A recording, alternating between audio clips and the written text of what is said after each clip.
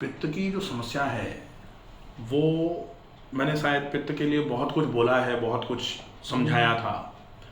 पित्त जब भी बढ़ेगा, पित्त बढ़ेगा तो तापमान पूरे शरीर का बढ़ा हुआ रहेगा। स्वास्थ्य की एक परिभाषा होती है जिसमें यह बोला गया है, सर्वदेहे च उष्णस्य समता। उष्णता सम होनी चाहिए। लेकिन जब पित्त वृद्धि का दोष हो जाता है तब फिर उष्णता जो है, जो गर्मी है, वो बढ़ जाती है।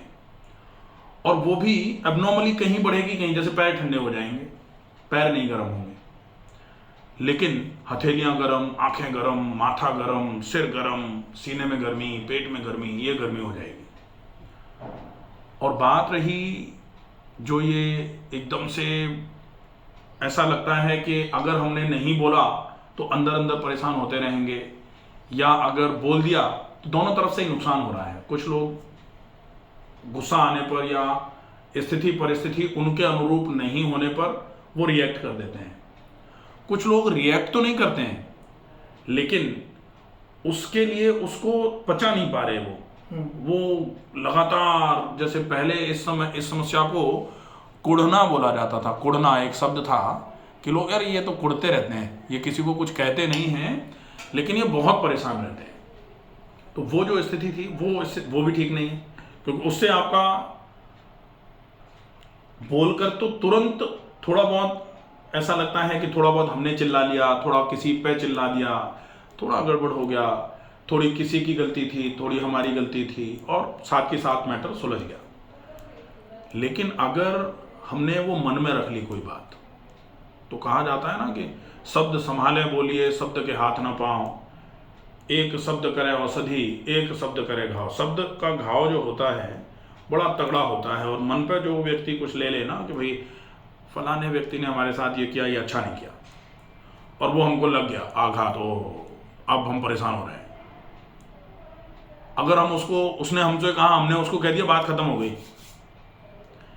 तो या तो बिना कहे बात खत्म कर ली जाए कि भाई कहेंगे हम नहीं, उनने कह दिया, ठीक है, उनका वो जाने, हम अपने हिसाब से चलेंगे, वो तो सर्वोत्तम स्थिति है। लेकिन अंदर रख के लंबे समय तक उस चीज को चिंता में कन्वर्ट कर दो और वो चिंता हो जाए। कहा जाता है ना, चिंता को चिंतन बना लो तो ठीक है। अपन चिंतन कर रहे हैं, किसी भी विचार को अपन सही तरीके से एनालाइज करके कुछ रिजल्ट पा रहे हैं तो ठीक है। लेकिन एक ही रेसिटेशन लगे हुए हैं माला की तरह, ऐसा क्यों हुआ, वैसा क्यों हुआ, ऐसा नहीं होना चाहिए था, वैसा नहीं होना चाहिए था, तो वो जो है ना, वो प्रॉब्लम है। वो मनगढ़ंत कहानी बन जाती है। मनगढ़ंत कहानी नहीं, वो होता तो एक्चुअली क्या है कि वो तो परफेक्शन जो है ना, जो लोग परफेक्शन चाहते हैं, ये पित्त का दोष है। ये पित्त है और क्या है। पित्त चाहता है, पित्त के जितने भी पेशेंट होते हैं वो बिल्कुल परफेक्ट चाहते हैं सारी चीजें। ये कॉपी यहाँ रखिए, नहीं ऐसे नहीं रखी जानी चाहिए, ये यहाँ रहनी चाहिए, तो ये यहाँ रहेगी, शांत रहेगा सब कुछ। थोड़ा सा भी मैसी होगी ना स्थिति, कहीं अपने हिसाब से कुछ नहीं रहा, तुरंत ही पित्त एग्रेवेट हो जाएगा, और वो पित्त सहेगा नहीं, बर्दाश्त नहीं करेगा। पित्त मतलब आग होती है, आग कभी किसी चीज को बर्दाश्त नहीं करती, आग जला देती है। तो ये तो पित्त की वजह से है।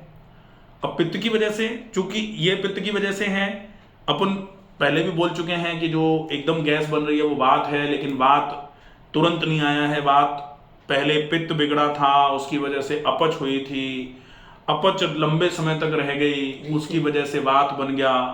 अब वो बात भी ऐसा हो गया कि हाँ दबा दो तो ऐसे करके डकार आएगी। वो जो डकार आती है या जो भी हो रहा है वो सब इसकी वजह से हो रहा है। और इसका ट्रीटमेंट शुरू कहां से होगा? बेसिकली शारीरिक समस्याएं, और जो थोड़ा बहुत अपने को ऐसा लग रहा है कि वैचारिक समस्याएं हैं, उन सारी समस्याओं का मूल तो एक ही है। मूल ऐसा नहीं है कि उसके लिए कुछ और ही करना पड़ेगा, करना कुछ नहीं, शरीर को ठीक कर लो वो भी ठीक है। और वो ठीक करना मतलब ऐसा नहीं है कि वो गलत है, गलत नहीं है।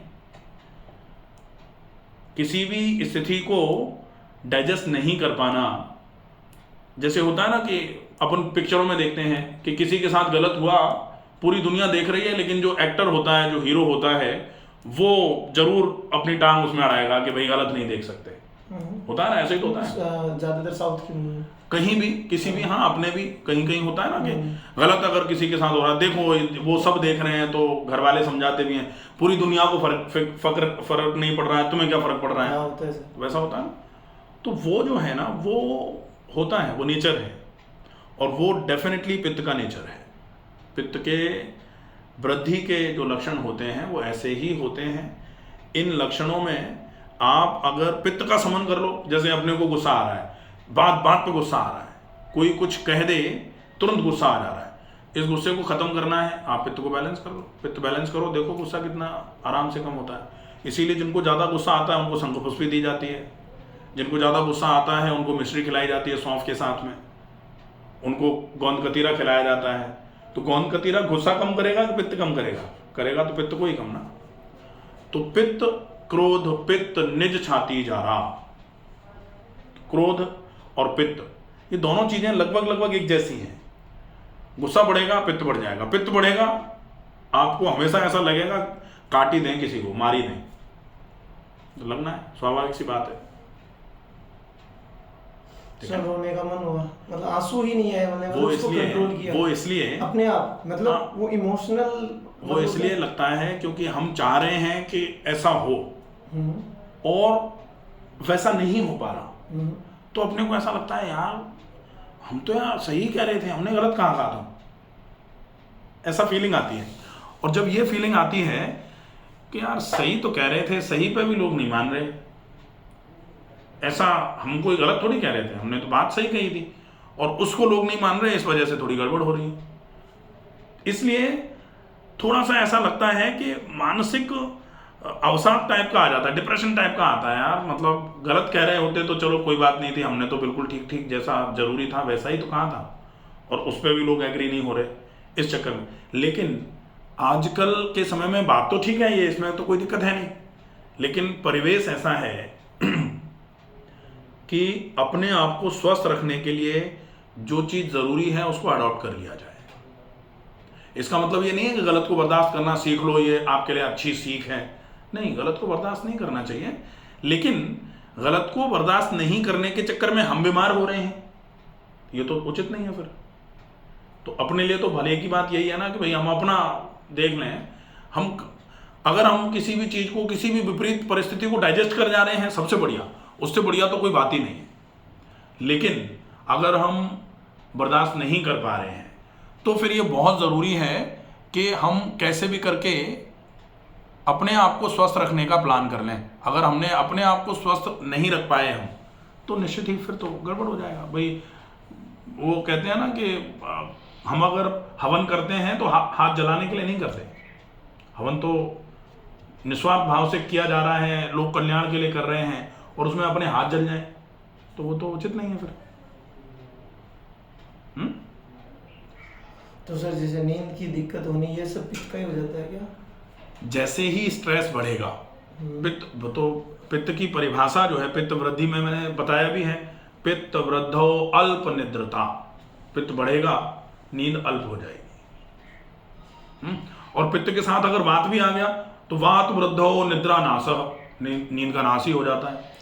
सर मैंने ना कहीं पढ़ा कि मैं जब भी कई बार सोता था तो मेरे को ऐसे सपना आता, ऐसे पता नहीं, फिर मैंने किसी बुक में या कहीं पढ़ा कि जिसके वात होता है, मेरे को ऐसा लगता है जैसे मैं उड़ रहा हूँ, बहुत ज़्यादा ऊंचा नहीं, तो पहले तो मैं सोचता कि मैं थोड़ी पूजा करता था, मेरे को लगता है कि मतलब हो सकता है कोई हनुमान जी में, मतलब मेरी, फिर मैंने कहीं बुक पे पढ़ा कि जिसको वात होता है ना, वो मेरे को ऐसा लगता है जैसे मैं जाता हूँ ना तो मैं हवा में, नींद में सपनों में आ जाता कि मैं हवा में उड़ रहा हूँ, मतलब मैं कहीं जा रहा हूँ तो मैं उड़ के जा रहा हूँ। क्या ये बात होता है सर, ऐसा कुछ होता है? बोलने को बोला जा सकता है, क्योंकि कहा जाता है ना कि मैं मतलब लगता है 20 फुट पे उड़ रहा हूँ। हाँ बिल्कुल, तो वो जो है वो बात का रोग है कि नहीं है, ऐसा कोई बहुत आवश्यक नहीं है, लेकिन ये जरूर है कि नींद की क्वालिटी ठीक नहीं है, नींद की क्वालिटी डिस्टर्ब्ड है, और नींद की क्वालिटी डिस्टर्ब्ड है तो वात और पित्त दोनों में ही नींद की क्वालिटी डिस्टर्ब्ड होती है।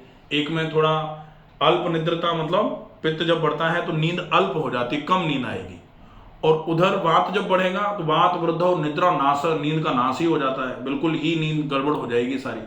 और अपने तो दोनों है, पहले तो पित्त था, पित्त के बाद वात भी आ गया। हाँ सर, गुस्से से बात वैसे और गड़बड़ हो जाती है। निश्चित ही। जितना ज़्यादा पित्त बढ़ेगा उतनी ज़्यादा गर्मी बढ़ेगी। अब ये जो इस तरीके की जो डकार आती है, इस तरीके की डकार क्यों आ रही है? क्योंकि जो गैस्ट्रिक कंटेंट है, गैस्ट्रिक कंटेंट जब भी ऊपर की तरफ उछल करके आ रहे हैं तो इसको GERD बोला जाता है, गैस्ट्रो एसोफेजियल रिफ्लक्स। अब गैस्ट्रिक कंटेंट ऊपर की तरफ आ रहे हैं कि नहीं आ रही है तो एंडोस्कोपी कराने से पता लगेगा कि भाई GERD में क्या होता है कि कंटेंट आ रहे होते हैं या एसिड आ रहा होता है तो आहार नाल जल जाती है, नीचे की लोअर एंड ऑफ एसोफेगस जो है ना, उस पर पैरेट्स हो जाते हैं, एसोफेजाइटिस हो जाती है। तो कंटेंट आ रहे होंगे तो ठीक है, तो वो होगा। और मान लो केवल गैस ऊपर की तरफ से रिलीज हो रही है, जब तक गैस रिलीज हो रही है, डकार टाइप की आ रही है, तब तक चल जाए। लेकिन डकार के साथ में कभी लिक्विड आ रहा है, डकार के साथ में कभी गैस्ट्रिक कंटेंट जो खाना खाया था वो ऊपर की तरफ आ रहा है, पित्त आ रहा है, कभी कभी आता है। हाँ, तो वो जो कभी कभी आता है ना, वो कभी कभी जो है ना वो GERD है, अभी कभी कभी। लेकिन कभी कभी GERD चालू हुआ है, इसका मतलब यह है कि GERD को अभी रोक लिया जाए, नहीं तो ये GERD में कन्वर्ट हो जाएगा। रिफ्लक्स डिसीज बोलते हैं फिर इसको, एसिड रिफ्लक्स। उससे बचना है तो बहुत ज़रूरी है ज़्यादा चबा के खाओ, बहुत ज़्यादा ज़रूरी है कि पानी का उपयोग ज़्यादा से ज़्यादा मात्रा में थोड़ा थोड़ा करके बार बार करके करो। रेगुलर अच्छे तरीके से तेज गति से टहलना, कम से कम 40 मिनट में 4 किलोमीटर। सर मैं यहाँ पे अब बैठा हूँ ना, तो मेरे को ऐसा लग रहा है कि मेरे को कोई सपोर्ट मिल जाए तो मैं पैरों को ऊपर, वो इसलिए कि पैर जो है ना, पैरों की मांसपेशियां कमजोर हो रही हैं। अब पैरों की मांसपेशियां जो अपन कह रहे थे कि क्या कर लेते हैं, पवन मुक्तासन कर लेते हैं, लेकिन हम ये वाला मूवमेंट डॉर्सिफ्लेक्शन प्लैंटर फ्लेक्शन नहीं कर पा रहे। वो इसलिए कि पवन मुक्तासन में तो आप अपने पैर को हाथ से खींच करके ऊपर की तरफ लेके आते हो, तो खींचने में कोई दिक्कत नहीं है, बल्कि रिलैक्स लगेगा पैर और मजा आएगा, और मजा आ गया जैसे पैर कोई दबा रहा है। लेकिन जब आप पैर को सामने करके पंजे को पीछे की तरफ खींचते हो तो आपकी मांसपेशियां उसमें एक्ट करती हैं, पेरोनियल मसल जो होती है ना, तो वो काम करती है। अब वो तो वीक है, वो तो कर ही नहीं पा रही, तो उसके लिए पहले थोड़ा थोड़ा करके व्यायाम करना चालू करो और जॉइंट एक्सरसाइजेस करो, ताकि सारी मसल्स की एक्टिविटी बहुत अच्छी हो जाए। गर्दन से लेकर के पैर के तलवों तक सारी मांसपेशियों का व्यायाम अच्छे तरीके से होगा ना, बिल्कुल ठीक हो जाएगा। ये कोई बहुत बड़ी समस्या नहीं है, ठीक है। और एक विशेष